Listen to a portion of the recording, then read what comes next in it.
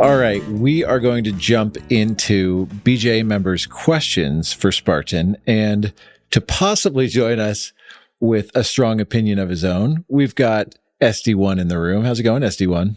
Sometimes I have strong opinions. And just for those wondering, we've got 8,500 hours worth of Blackjack in this room, which is, for those wondering, a year of nonstop Blackjack play in this room. So, and we're still up. So which is the best part. All right. Hey, and thank you, BJ members, for all the great questions for Spartan. That was thoughtful of you guys. And Spartan, thank you for answering BJ members' questions. Thank you in advance. You're very welcome. So here we go. Spartan, if you were to travel constantly from a home area, do you try and maximize memberships for travel, like Hilton Honors, the same airline all the time, etc.? No, I do not. I have not figured out the best loyalty programs when it comes to that. Some of the things that I have done is I based myself out of Vegas, and I found an apartment that's relatively close to the airport, so about 12, 15 minutes away. Ubers are pretty cheap there, and flights relatively cheap, no matter where you want to go out of Vegas. And I have this issue where I have to take the cheapest flight possible. So I'm constantly riding either Spirit or Frontier and just never getting anything extra, trying to cram everything into a personal item that my bag barely makes the cut for a personal item. Like sometimes I have to shove it in the little what is that thing? The to test the size. Yeah, where they have in the front, and I have to like really cram it in there. You see that bag right there. Yeah. But that's kind of what I do to save money. And when I do my rental cars, I just go to autoslash.com. Yeah, and then I just find the cheapest economy car. Not Turo. No. Okay, so shocker, I'm going to weigh in on something, but you need to decide what your priority is. If you have a smaller bankroll in particular, expenses are a big deal, or you just want to be on the cheap because Spartan doesn't necessarily have a bankroll problem. He just wants to spend the least amount of money on the expenses. That's one priority. The other priority, if you're bougie like me, I only fly Delta. And it definitely pays off for me to be loyal to them because of upgrades, how I'm treated, getting in the lounges, etc. with my travel. And the same thing applies with certain hotel rooms too. You are going to spend more money, but at some point in your career, you might decide, I'm okay with that, and I'd rather get those perks. But you can't game those systems really anymore. It's almost like most casino comps, they keep getting worse and worse and worse. And Delta just made theirs much worse. With the premium loyalty, do they call you sir? I get notes sometimes on my seat that thank me for my business, like handwritten notes. Oh, actually, I do remember something. I had a connection who worked for Southwest. So if you're an employee for Southwest, you can give a companion pass to a friend or family. And strictly speaking, I don't think you're allowed to sell that, but I made a deal with somebody and got unlimited standby Southwest flights for about 2 years. Oh, wow. And kind of paid a one-time fee for that. So that was very nice to just, I loved Southwest. After riding Spirit so much, I miss those little snacks that they give you, those like trail mixes. And the only problem with the standby was that every once in a while, particularly after COVID, during those crazy times, if they overbooked, I was always the last to get on. And there were many occasions where I ended up being pushed to a later flight. But outside of that, it was really great to just book last minute flights anytime, anywhere. I mean, SD1, you remember that one time I wanted to watch that movie, 1917? And my wife didn't want to watch it. And your That was girlfriend great. at the time didn't. So I just like flew over for one day just to watch that That's and then across left. the country, by the way. Yeah, I love that story. Like, you want to watch this movie together? I'll fly out to you to watch the movie. Yeah, it didn't cost me anything. So So speaking of getting bumped when you're flying standby, when they overbook a flight, the airlines and typically the big three will offer more, but they'll offer money or vouchers for people to step off. Well, I tend to just wait until it gets ridiculously high. So I got $1,500 cash because they are authorized to do cash to fly out the next morning. And the reason I got that is because at the end of the day, there were multiple people that were willing to take it, but my status made me the one that got the offer. So I win. I have no loyalty to airlines. All right, Spartan, what bet spread did you start with, and how did it evolve over time? the bet spread I began with was one hand of $15 at minimum and under. I played primarily MGM Detroit, 6-deck game, hit 17, double after split, resplit aces, no surrender, about 1.5 pen on average. So minimum bet $15 to two hands of 150 at a true 5 and above, which I was actually very overbetting for the money that I had. Made a lot of money. Well, I got lucky initially and made like 18 grand within 2 weeks, and then lost it all fairly quickly and needed to put up a loan for $10,000 with a high interest rate. You didn't need to. You chose to. I chose to do that because I didn't want to wait till all my paychecks, and I was just really antsy and I wanted to play more. So I did that thinking that I can make it back. But this time I did it right.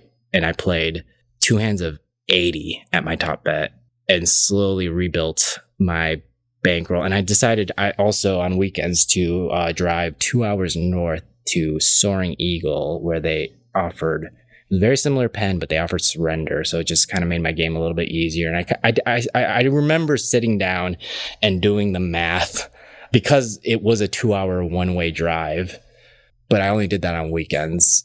So how did it evolve? That's about a 1 to 10, 15 to 2 by 80. Built that up to like 30 grand. And I think I was doing like 2 by 200 at that point, very briefly, before Levi, Mish, and I pooled our money together for a 60K bankroll overnight and went from 2 by 200, 2 by 500, and got backed off everywhere in our local city, just so quickly. What about now? What do you bet when you play? Yeah, so I went from 2 by 500 to gradually 2 by 1,000 for a bit with the team. And now I'm fairly comfortable with 2 by 500s at the moment. If I did want to maximize again, I would go to 2 by 1,000. But man, Joe, I just don't feel like doing what you did and running around all these casinos across the country, getting backed off everywhere, trying to find that one place that lets you spread like that. That's just exhausting for me. So I'm actually taking more of like a Scott Chow approach to the game, sticking around in Vegas and kind of optimizing a bit and not really exposing that big of a spread. Although, yes, I occasionally, for the most part, do 2 by 500s with 100 min. I stick to the higher limit tables. You kind of tested the waters and realized that like 2 by 500 is sort of more tolerable. Yeah, when you're playing 100 min, that's the thing I've noticed is 25 min tables here in Vegas. People are sitting down and playing that. For the most part, that is what they can afford to play, if even that. So you don't see that much variation in bets. And that's a pretty good tip to, as an AP, just look around and see what other people are betting in relation to you. If you are the biggest bettor in the pit or the casino, chances are they're watching you.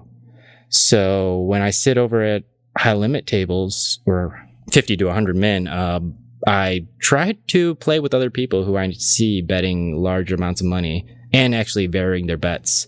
It's nice if you can. I just feel like in my blackjack career, 80% of the time I've been the guy betting the most in the room.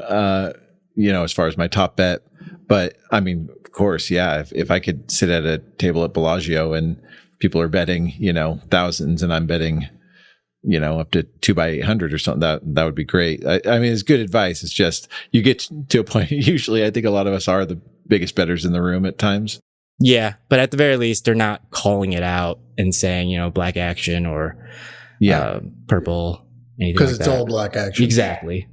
Do you have rules on when you would increase or decrease your bet spread? I think what they mean is like when you'd up your betting unit based on winning streaks or decrease it based on, that's how I'm reading it. Not really, because I have a pretty set bankroll at this point that I don't change, and my risk of ruin is 0.00%. So Must there's be really nice. no. But before, like when you were Before that, yeah, it's wasn't a strict system, but for the most part, yeah, if I lost 25% of the bankroll, we would resize it. And for increasing, I don't know, we never really. I mean, we could have always afforded 2x1,000 pretty early on. It's just we didn't like exposing ourselves that way. It's just the backoffs came so much faster, and 2x500 is quite a healthy EV rate per hour. I mean, I don't need to make $1,000 hour EV, so I made that decision. Started to hit the road again a lot. I would probably do less than what I was doing. 2x1,000, I'd probably do it. Yeah, 2x500, 600. I say that now, but then when I'm on the table, That's so funny. I was just gonna say I'll believe it when I see it. The first shoe I'll count myself a 2x500. Second shoe, you're like, screw this. I have considered though, like if I did, had like a losing session for a couple of hours, just temporarily upping it to 2x1,000. I mean, I could afford doing that whenever I want. So, but no, I haven't done it yet. Okay, here's the next question. I'm just going to read it to you. As a full-timer myself, I would love to hear how you separate Blackjack bankroll from daily living expenses and bills, including any emergency funds set aside since, we don't have steady, consistent paychecks. Oh, I know. So how do you separate your bankroll from expenses? I want to say for like the first 4 years, I did not.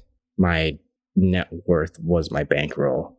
And I took out the minimum I needed to pay my expenses, rent, food, things like that, and just kept focusing on growing the bankroll. And now reached that point where I can have that set bankroll aside in cash. I still have some loose cash laying around as well, but try to put in the bank, investment, index funds. Did you ever have any sketchy situations where the team's losing and you'd need to pay bills and so things were getting tight? No, not really, because during the time where it was the worst, I didn't have really any bills to pay because I didn't live anywhere. It was just gas and just the food that I needed, and maybe hotels when I couldn't get a comped room. A lot of times I just slept in the car or couch surfed friends' houses. that seems to be the approach for a lot of full-time card counters. Is their bankroll is like everything they have, and they're just as cheap as humanly possible, and everything else, and then it's just kind of building up in the background.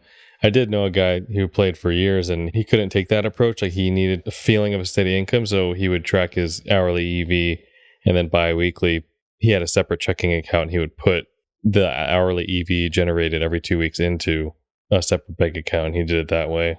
Yeah, I think really, to my opinion, for whoever's asking this, it really depends on how risky that is for your situation. I mean, I was already married, and we basically could live off my wife's income the first 2 years. So I could just, everything I made just stayed in the bankroll or reinvested. But then we were getting a mortgage and stuff. And it's I don't want to lose my house if we go on a losing streak. So that's where we'd always set aside 6 months. But if you don't have those expenses, if you can just be really scrappy, that's great. If you've got other responsibilities, liabilities, then take care that you don't find yourself in a bad situation.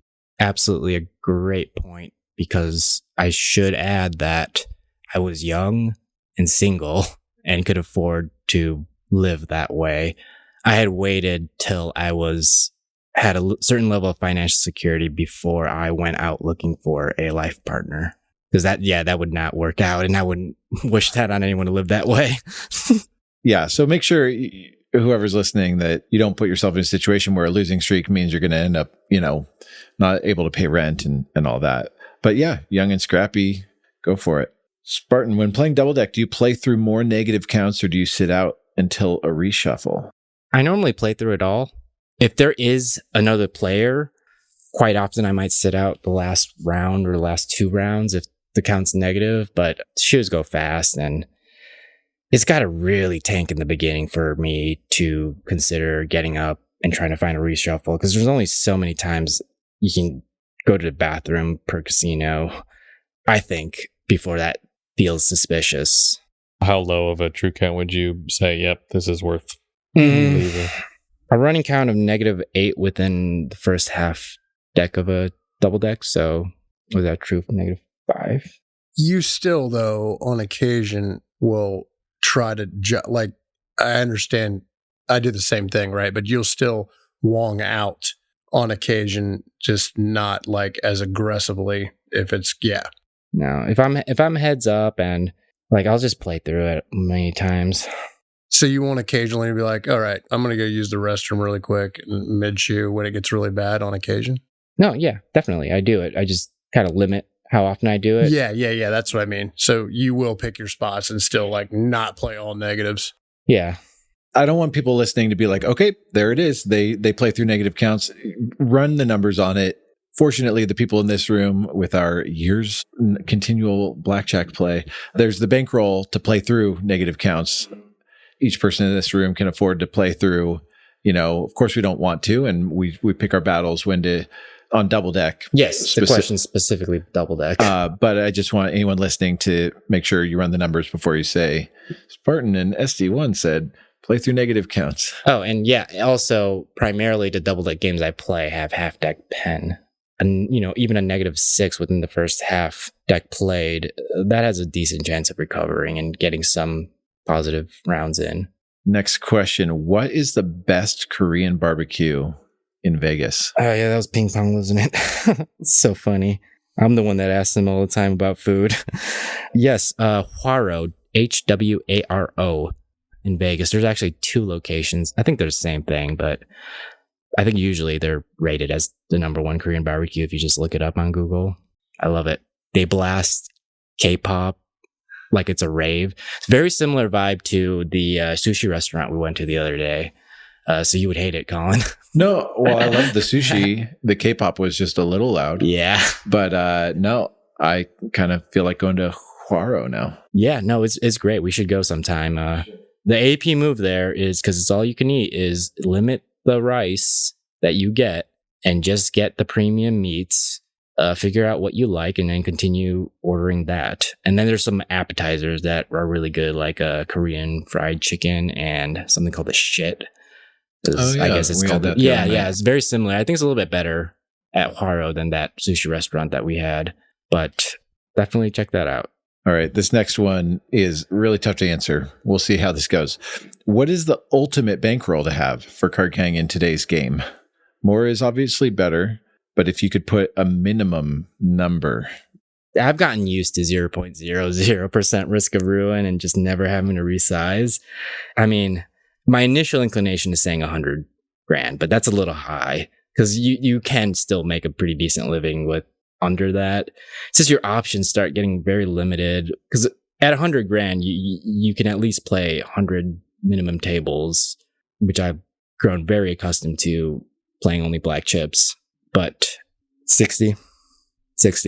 What about you, Colin? Yeah, it's just so tough. Everybody's got different goals for card counting, but everybody does have access to betting software, and you can kind of see at different, what's the goal? If it's to make 200 an hour, well, yeah, you're going to need at least 50K to comfortably do that, or maybe 60K to do that. If you want to have fun making, $15 an hour of EV on your weekends, well, you maybe need a 5 or 10K bankroll for that, depending on the games you have access to. So it's just really hard. I think if I were saying I'm going to be a professional full-time card counter, it would be really nice to have 100K to really withstand and to be able to play more games and have risk real low. So good answer. I concur.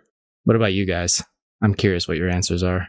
I started off with 50K as a part-timer.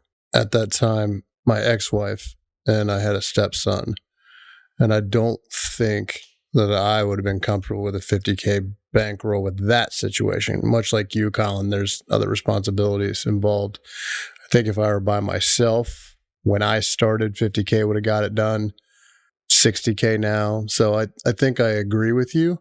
And I definitely agree with you that I would much prefer that it would be 100K still. Yeah, if you're just going to hit the road. Yeah. Full time. Like 100K and like 50K in reserve for my own peace of mind for expenses. And well, not only that, the downturns can be absolutely brutal. And if you have to resize, it's just nice to have some cushion. I don't know. Joe? So this is just kind of the minimum? We're all just assuming full-time professional live off of Blackjack. Just enough to get through one shoe. No, I don't know. I mean, You went professional with a 5K bankroll. Yeah.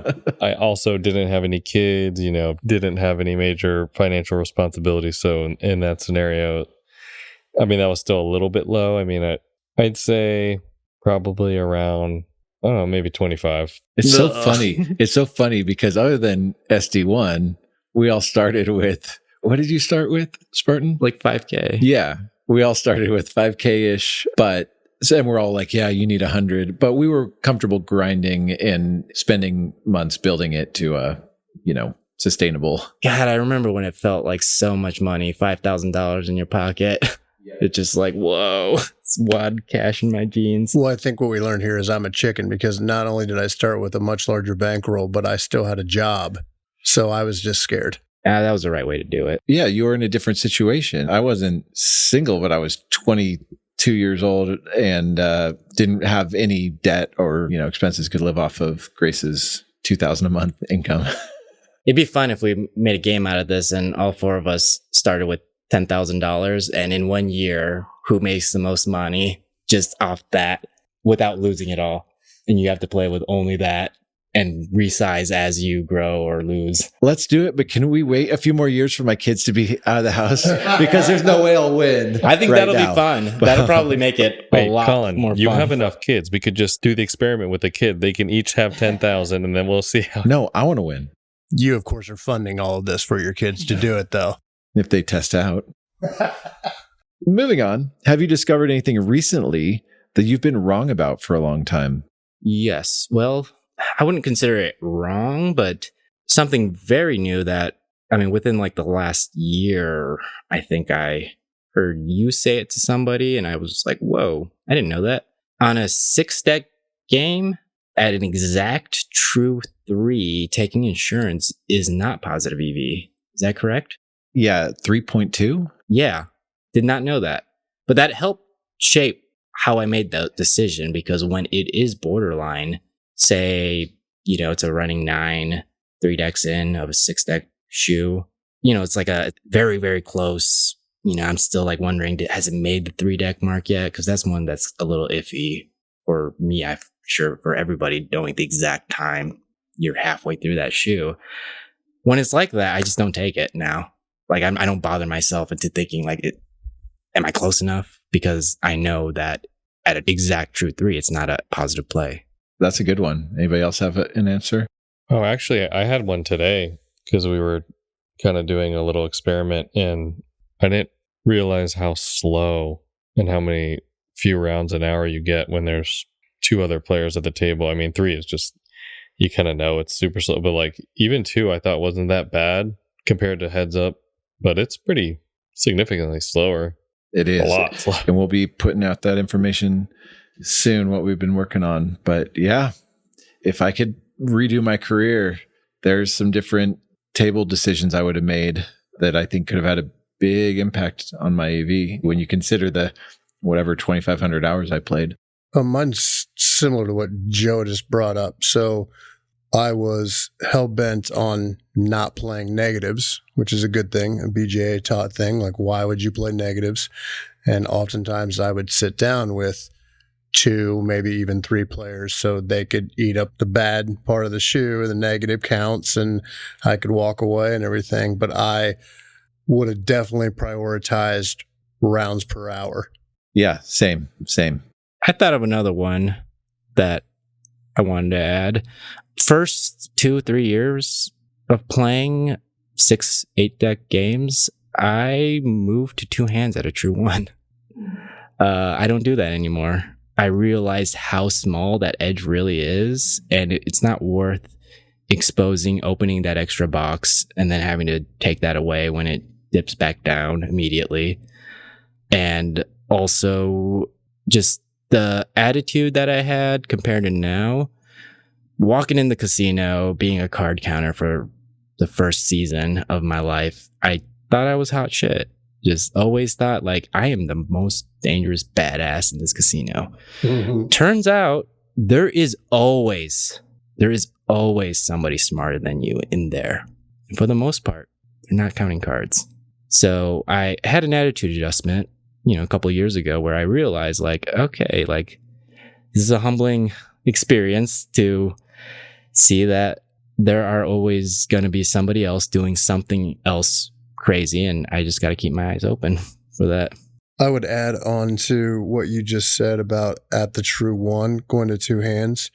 If you are going to go from 1 to 2 hands, not doing it a 1 also significantly reduces the amount of time you're going between 2 and 1 hand back and forth. Mm-hmm.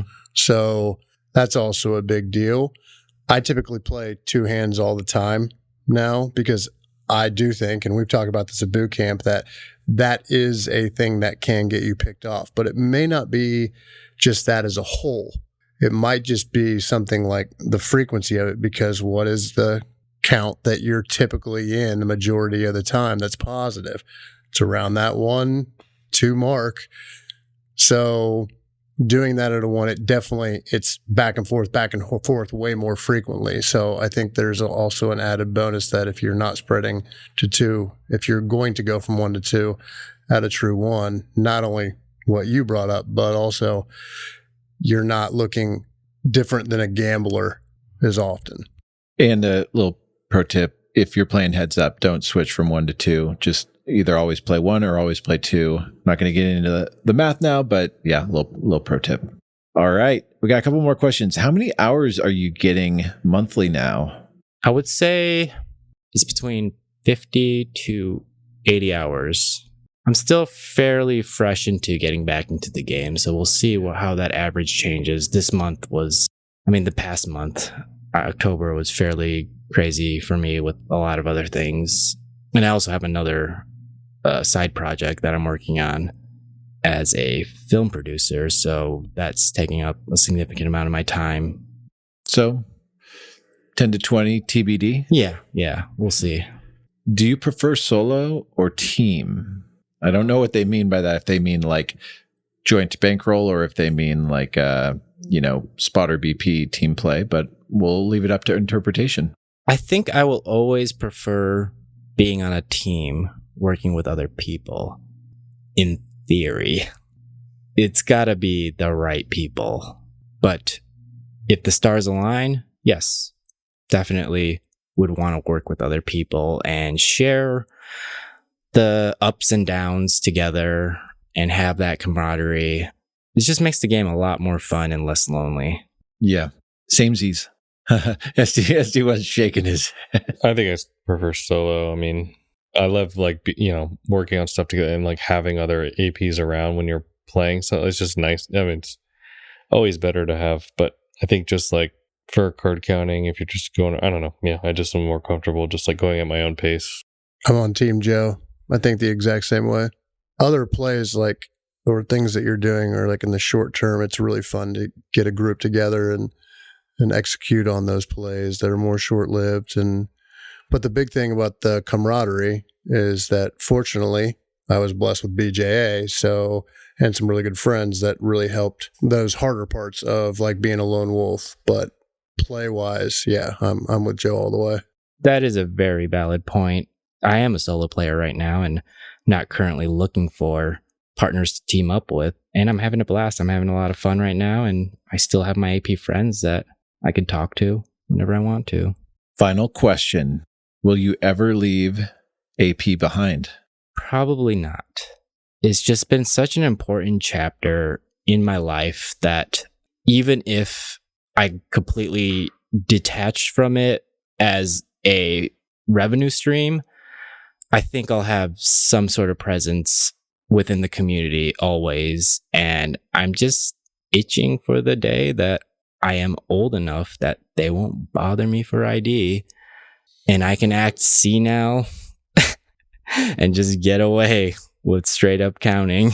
That was a funny thing that Tommy said at the boot camp was that he can pretend like he can't hear them at the casino because he's a little older now. I was like, oh, that's great. Use it to your advantage.